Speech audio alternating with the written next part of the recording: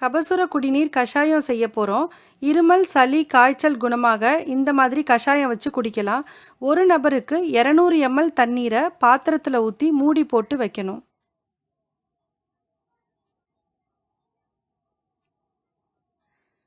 தண்ணி சூடு வந்ததும் அதில் 1 ஸ்பூன் கபசுர குடிநீர் பொடியை போட்டு அடுப்பை மீடியம் ஃப்ளேமில் வைக்கணும்.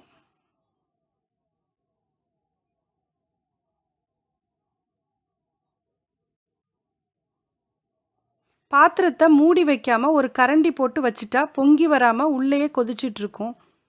4ல் 1 பங்காக வற்ற விடணும். அடுப்பை ஆஃப் பண்ணிவிட்டு வடிகட்டிடணும்.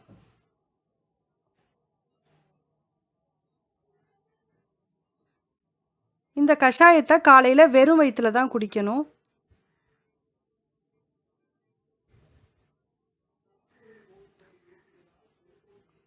ஒரு டம்ளர் தண்ணி இப்போ 1/4 டம்ளராக வற்றிருச்சு.